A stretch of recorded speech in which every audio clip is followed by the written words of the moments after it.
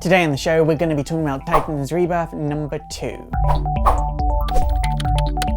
Quickly before we get started on today's video, I just want to give a huge shout out to Playster, who made today's video possible.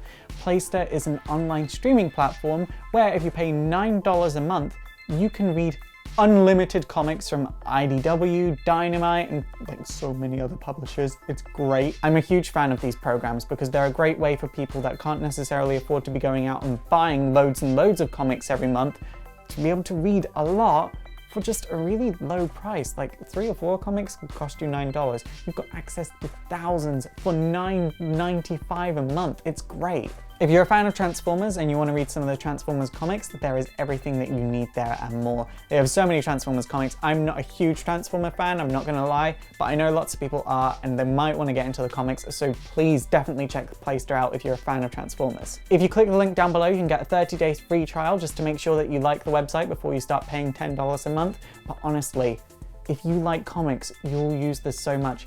I know personally, I was kind of skeptical, so when they first contacted me, I looked at their website and then I was automatically like, I'm gonna be using this so much. And I wouldn't be talking about them right now if I didn't genuinely like it and actually use it. My favorite comic that's on this website is actually the IDW Gem and the Holograms comic. I was so shocked to see that there. Gem and the Holograms comic is so good. Like, it is so good. It's one of the best comics to ever come from IDW in my opinion, and I think you should sign up for that alone because honestly, it's so good. And rather than just going out and buying one Gem and the Holograms comic, you have access to the Gem and the Holograms comic and thousands of other comics. So go and sign up to Playster. They are so good. I wouldn't be talking about them if they weren't as good as I'm saying they are. Like, genuinely, I love this website. You've got things like Thunder Agents that I had never even heard of before. I thought I'd check it out, and it's like just like the perfect level of hammy cheese to just get me through like just the weird moments in my life. They've also got movies on this website. One thing that jumped out to me about the movies was that they had Austin Powers.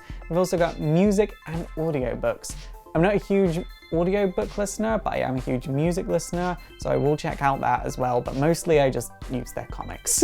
Like I said, the link is down below. You can get 30 days free before you actually start paying, so definitely go and check it out. Previously, in Titans Rebirth, Wally has come back into existence and Nightwing finds Wally and is like, hey, who the hell are you and why are you invading our privacy? So then everyone starts to fight Wally, and one by one they remember who the hell Wally is, and then they stop fighting him and hug and cry. It was a lot more epic to read, I promise you that. So the issue starts out with something going on in Keystone City.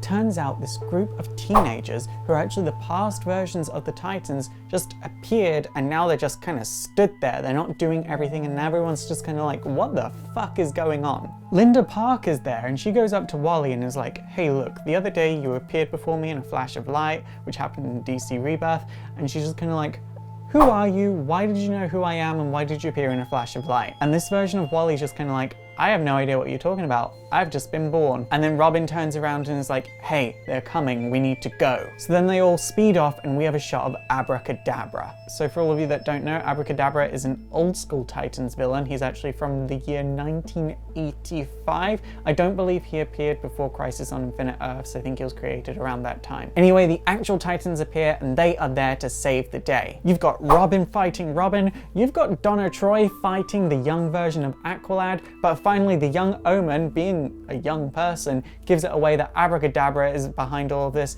and Tempest goes after Abracadabra. Nightwing is like, Garth, back the hell off, you can't take him on your own. If he can conjure these versions of ourselves that are kind of outmatching us just now, you can't face his magic alone. But Garth, being Garth, doesn't listen. Kadabra uses his magic against Garth, and Wally tries to get him out of the way, but it looks like Garth is just electrocuted to death, and that is where the issue ends. So let's review this issue quickly. I'm never a fan of an issue of the Titans where it's just cover to cover action. And that's what this was. It was just cover to cover action. I didn't really get the emotional drive there, and ultimately the Titans is supposed to be a soap opera book. That's the point of this title. Dan Abnett did a really good job of balancing the emotions of the action in Titans Hunt, so I really would like to see that delivered here, and in this issue it just wasn't delivered. It is delivered in later issues. We're going to be talking about those as the month of December goes on. So Dan Abnett said the point of Titans Rebirth is to sort of bring the Titans back to the 1980s New Teen Titans. But in the New Teen Titans, you would go 2 or 3 issues without any action, and then you would have one big fight. This is the second issue in, and we've already got action.